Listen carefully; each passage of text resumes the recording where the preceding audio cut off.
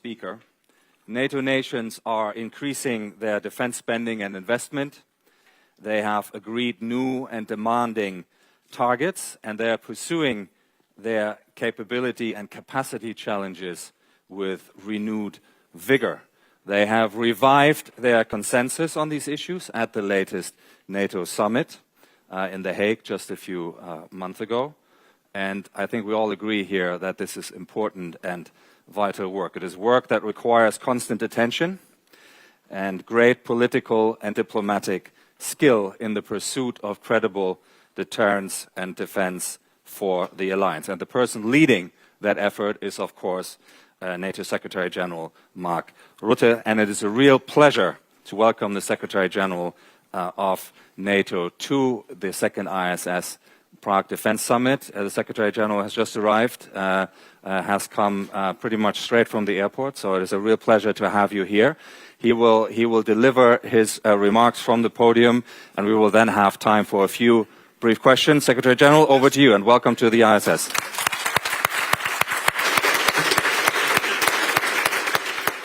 Well, thank you, Dr. Girish, dear Bastian. And let me say thank you all for being here. And I see many faces I know, so I cannot hug you personally at the moment, but I would have loved to do that. And it's also good to be back in beautiful Prague. And it's a pleasure to have the opportunity to have this debate with you this morning. IISS has a reputation when it comes to assessing military capabilities. You know that. The military balance, if you will. So it comes as no surprise that we are here today, and I'm here today, to talk about European military capabilities and what we need to keep our continent safe. Now, but also in the future. And this is such a crucial topic. And you will not be surprised to hear me say that we need more than we currently have. A lot more, I can tell you. Because we face serious and lasting threats. Russia and China are investing heavily to build up and modernize their militaries. Their defense industries are producing weapons and heavy military equipment at a remarkable, I might say, at a staggering rate. And this is not just to show off at major military parades in Moscow or like yesterday in Beijing, but to aggressively exert influence, attempt to reshape the global order and undermine our freedom and security. This is at stake. Today, Russia allocates 40% of its budget on its war economy. 40%. So I'm not saying 14%, no, 40%, 40. And this year alone, it is expected to roll out at least 1,500 tanks, 3,000 armored vehicles, and hundreds of Iskander missiles. Yes, they are using this equipment against Ukraine. And we are working to end this aggression as quickly as possible and to secure a just and lasting peace. But we should not be naive. This trend is not going to shift or reverse anytime soon. Russia is, and for the foreseeable future will remain, a destabilizing and confrontational force in Europe and the world. And that's why when NATO leaders met in The Hague in June, our priorities were crystal clear. Invest a lot more in defense and speed up our defense production. And that's exactly what we are doing. Europe and North America together in NATO, and we are, I can tell you, already making progress. First, on defense spending. At the summit, as you know, NATO allies agreed to invest 5% of GDP in defense by 2035. 5%. And that's a lot of money, but it is what we need. This investment will fuel a substantial leap in our collective defense. Of the 5%, at least 3.5% of GDP will be invested in core defense requirements to fund our militaries and the equipment they need according to the traditional NATO definition of defense spending, something this crowd knows very well. And 1.5% will go towards investments that support our defense and security, like infrastructure, like cybersecurity, industry. We know what we need. At NATO, we have a clear and ambitious list of capability targets, and this 3.5% is anchored in those capability targets. They outline what each ally needs to provide to keep our 1 billion people safe. The details of this list, of course, are classified, but to give you an idea, we need to increase the number of air and missile defense systems 5-fold. We need thousands more armored vehicles and tanks. We need millions more artillery shells. We need more drones and cyber and space capabilities. So we have the shopping list. But to buy, we need the cash. And the good news is that there is already more cash on the table and even more will flow. European allies are really stepping up, including Czechia, which has plans to increase its core defense spending to 3% by 2030. So we need allied governments and politicians across the spectrum to make the tough choices and explain why it is necessary to invest if we are to ensure the safety, the security and prosperity of our people. But of course, cash alone can't provide security. We need the capabilities, real firepower, heavy metal, as well as new tech. And that's what our defense industry across the alliance needs to deliver, faster than ever, in Europe and also in the United States. Simply all over the alliance, we are not producing enough. And this brings me to my second point, defense production. Until recently, Russia was producing more ammunition than all NATO allies, including the US, including Turkey, the whole of NATO together. Much faster than we possibly could. And their economy is not bigger than Texas. So can you imagine that Texas, the state of Texas, producing more ammunition than the whole of NATO, including the US, Turkey, the whole of the EU, etc. But having recognized the problem, I can tell you that on this issue we are already turning the tide on defense production, and particularly when it comes to ammunition. If you look only at the countries of the European Union, their annual capacity to produce artillery ammunition will be 6 times that of just 2 years ago. 6 times. That's 2 million rounds by the end of this year. And again, that's only Europe. Czechia and its impressive defense industry contribute significantly, I can tell you, to this growth. And as a result, we are gradually refilling our stocks and narrowing the production gap with Russia. And this is my core message this morning. It's essential. It's essential for our own security and to keep supporting Ukraine like Czechia does through its unique ammunition initiative. And again, I want to thank Czechia for doing this. So we see very good trends, but there is still a lot more to do, including to accelerate production of more complex capabilities like tanks, like missiles and air defense systems. But also the kind of kit we see becoming an essential aspect of modern warfare, including drones.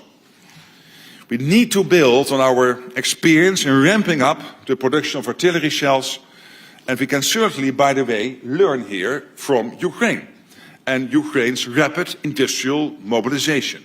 And can I add, innovation. Since February 2022, Ukraine has ramped up its yearly artillery systems production from nearly 0 to well over 200 heavy artillery systems. So going from a single prototype to mass production in really record time. Crucially, Ukraine is now also one of the world's largest producers of autonomous systems, able to produce more than 4.5 million drones per year. And that's truly stunning. Imagine this across Europe and North America, and I believe that's our direction of travel. For the industry representatives in this room, there's massive opportunity. The demand for capabilities is real and urgent. It is on the rise and it will continue. We need all your help to further increase production lines speed up innovation and support development and production of the capabilities that allies need in Europe and in the US. There's also another benefit for those who may not be industry executives or major investors. When industry steps up supply, the result is not only more security, but also more economic growth and many more jobs.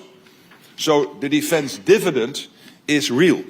We all stand to gain, from big industries and tech companies to ordinary citizens. Last week, in Unterlüss, in Germany, I visited a new Rheinmetall plant, and it is now creating 500 new jobs. And that's just one factory of many. And there will be many more on both sides of the Atlantic. And I believe this is a good news story. But I know that some may not see it that way. Some may worry about a new arms race, but our own aim, I can tell you, is not to provoke. Our aim is to protect and to ensure that we can continue to enjoy the freedom and security that we all hold so dear. The freedom and security that NATO was founded to preserve. We should not forget our need to increase defense investment and production is in response to the threats we face. Russia's unprovoked war against Ukraine is the most obvious example of that threat. But the threat will not end when this war does, nor is the challenge limited to Russia. China, Iran and North Korea pose challenges individually and as a result of their cooperation. Only look at the pictures from Beijing the last couple of days and the hand-holding. They are increasing their defense industrial collaboration to unprecedented levels. They are preparing for long-term confrontation, and as I said earlier, the challenges we face are lasting. So we must be prepared. Of course, we have a real advantage in our unity and in the NATO alliance. This is not Europe alone, but Europe and North America together. All 32 of us, united in our commitment to collective defense, and united in our plans for how to deter and defend, day after day, year after year.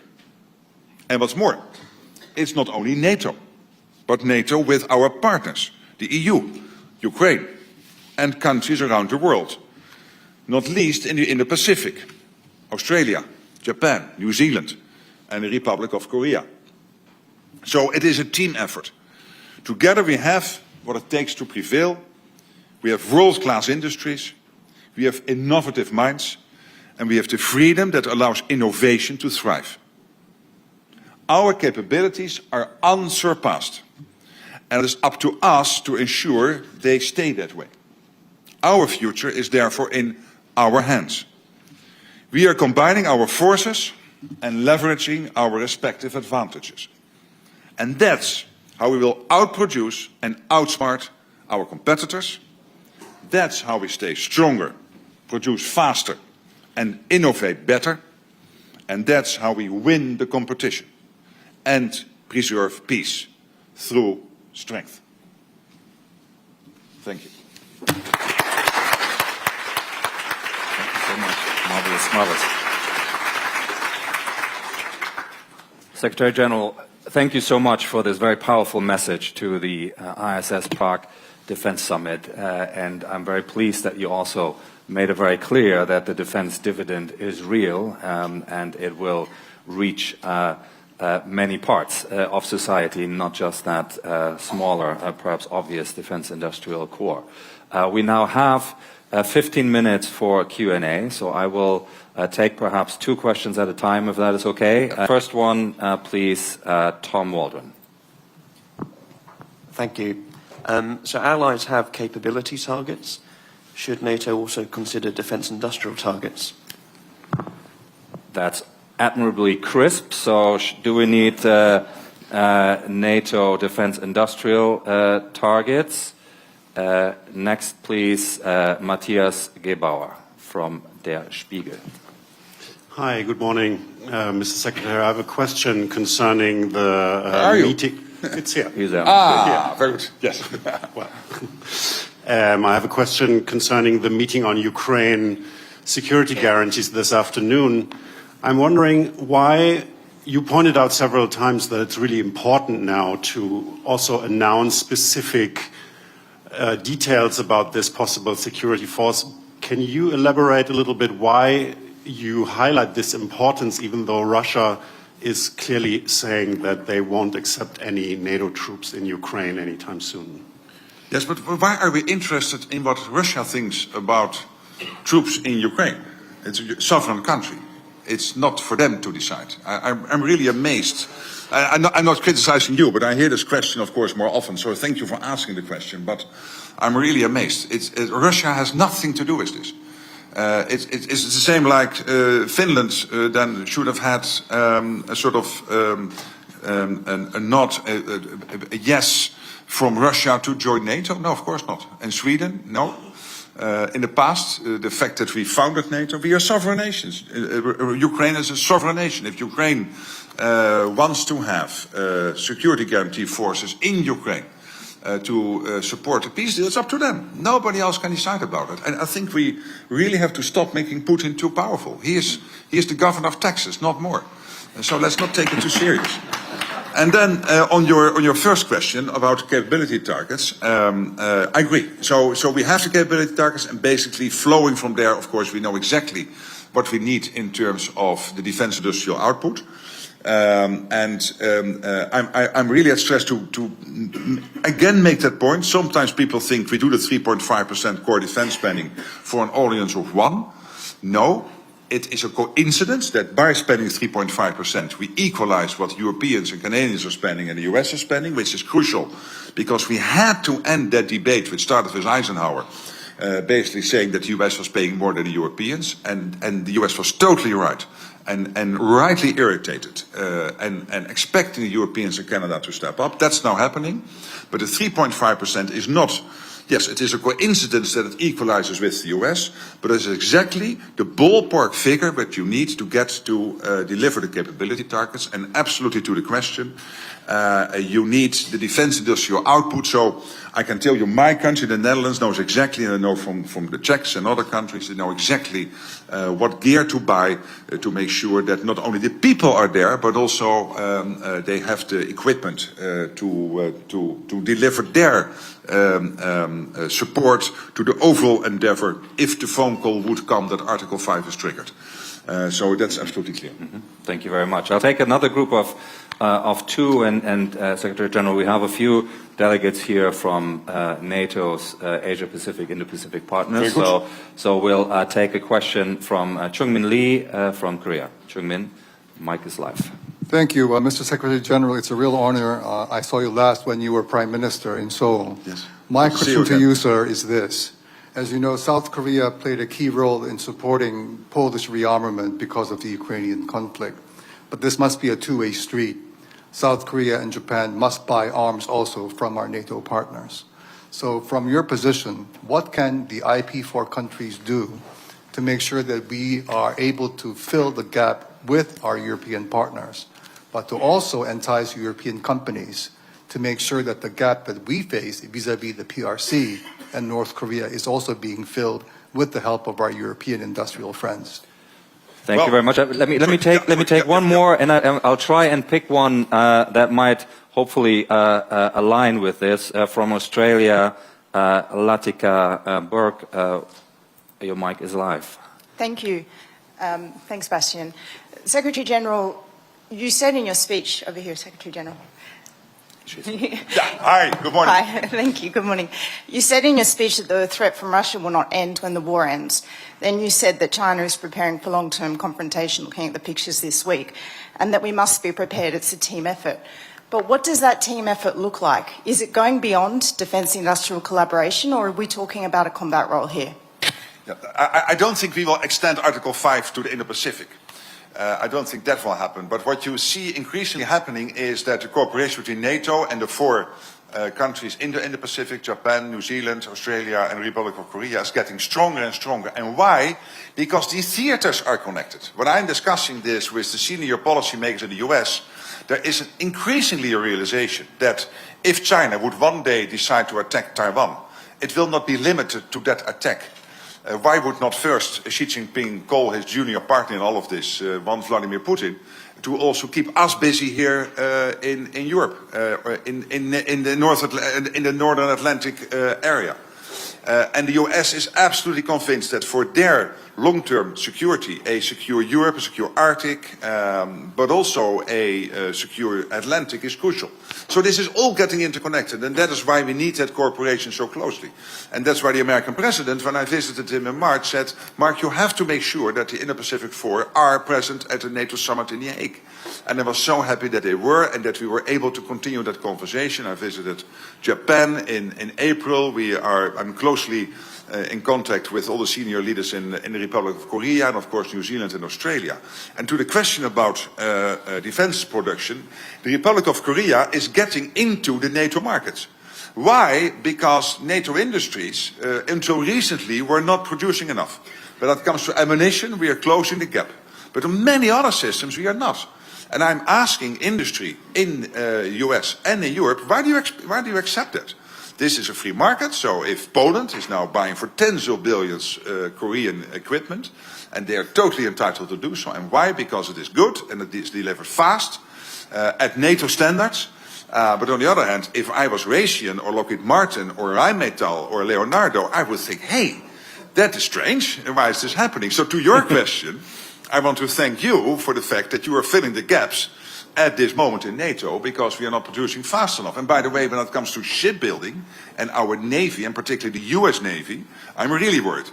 Because this China has now more ships sailing than the US, and shipbuilding in the US is not at a rate that they can anywhere catch up on what China is doing at the moment. And also the European shipbuilding market is there, is developed, and we have seen the new deals between the UK and Norway. But we need much more if we collectively want to fill that gap. So thank you to Korea. Of course, it would be great if we can also deliver some stuff to you and to Japan and others. I mean, I'm a center-right free market politician. I love free trade and earning money and getting some peace dividends from this. But at this moment, it's the other way around. You're filling the gaps in Europe and in North America. Thank you very much. Let's take two more. We have from the UK, Charlie Edwards. Charlie. Thank you, Bastian.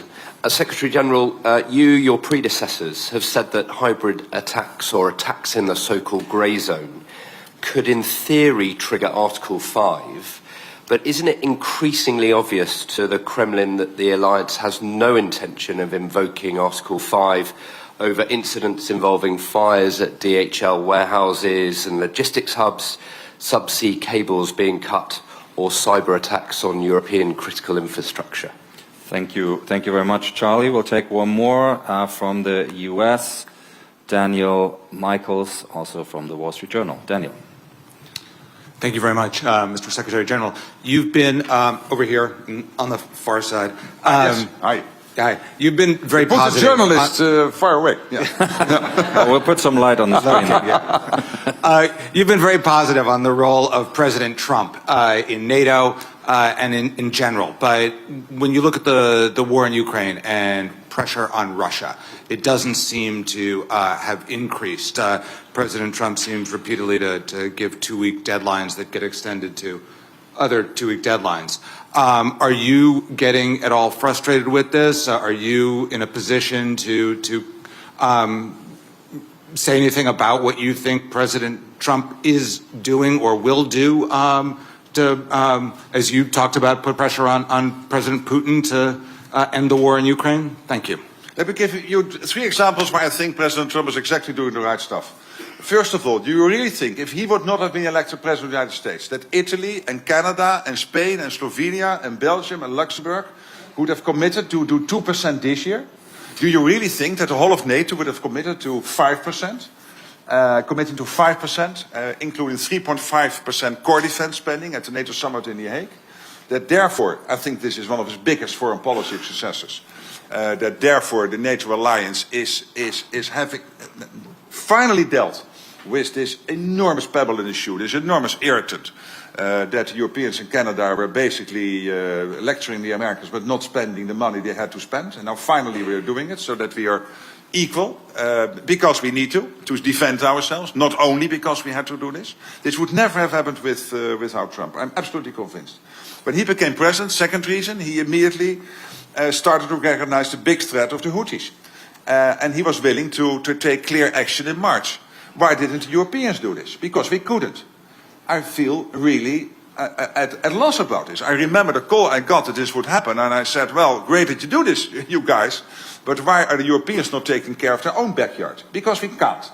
Because we don't have the military capabilities to do that. Now with the 3.55%, we can in the future, and we should. It is our backyard. It's not the US who should take care of the Houthis. It should have been the Europeans doing that. It's crazy that we leave it to them.